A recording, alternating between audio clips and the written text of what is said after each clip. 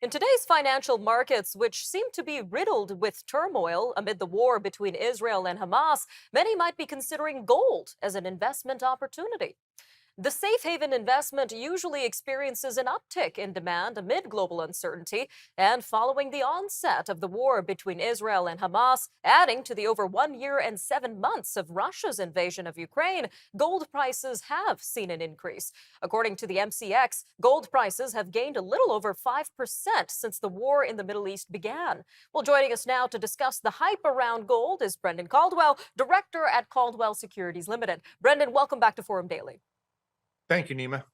So there is a lot of turmoil in the world right now, Brendan, with the Ukraine, Russia, and Israel and Hamas wars. Now, I've heard that amid global uncertainty like this, gold is a good investment. So what are your thoughts on that?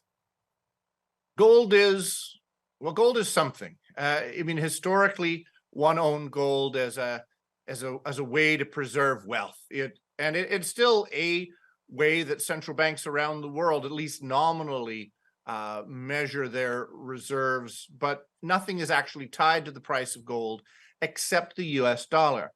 So relative to the US dollar, gold has done okay. I think you said in the last few weeks it's up 5%, which is more or less what what Bitcoin the swings in a single day. So now relative to the rest of the world, including the loonie, gold has actually been a little stronger because the US dollar has largely taken gold's place as being the safe haven where people want to put their money where nothing can go wrong. So gold and the US dollar are kind of the flip sides of the same, well, for want of a better analogy, the flip sides of the same coin. And what about inflation? We know gold is said to be a hedge against inflation. Can you tell us a little bit more about this, Brendan? Well, it's said to be, but I wonder to what extent correlation implies causation.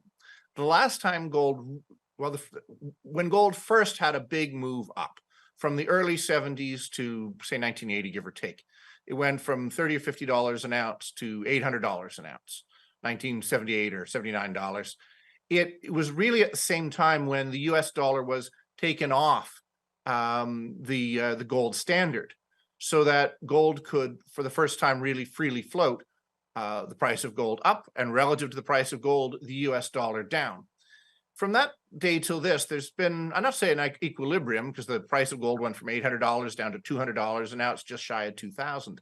But it's been bouncing between, say, $1,700 and $2,000 for the last few years now, an ounce.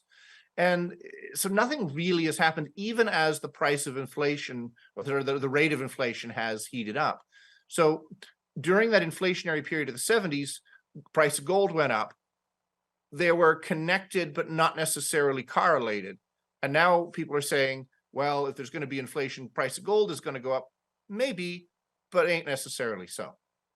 All right. Now, if investors were considering investing in gold, instead of buying physical bars of gold, how can you invest in this product throughout the stock market? Well, I'd heard that if you want to buy bars of gold, one used to be able to go to the bank, and maybe one still can. I heard Costco was selling gold to members. But for us, when we're looking to buy gold, tend to actually buy companies that manufacture gold, that mine gold, because they tend to have a leveraged effect. If the price of gold, say, were to go up from wherever it is, $1,900 and something an ounce to $2,200 an ounce, you would likely see gold producers have a much bigger move than 10%, because the expectation is their earnings, which are normally speaking leveraged, in some cases highly leveraged to the price of gold, would actually go up by even more. So how we tend to attack it is by owning gold companies rather than the metal itself. All right, Brendan, just a quick 1 minute left here. But as you mentioned, Costco is offering Canadians bars of gold. What do we know so far about this and the prices around this? Well, like with anybody that's providing a service that's otherwise awkward or hard to get, there is a commission built in. So I'm not sure what it is, but Costco isn't doing this as simply as a community service, so they do well out of it. Uh, Maybe an ounce of gold is worth giving if you really like your grandkid. Give them that for their birthday. Or Christmas. I don't know if they'll thank you for it right away, but it's one of those things that should last over time. But I wouldn't go putting all one's life savings into gold, because it's really hard to get anywhere when you're carrying too much of it in your pockets. Definitely, Brendan. Always great having you on Forum Daily. Thanks again for joining us today. Thank you, Nima.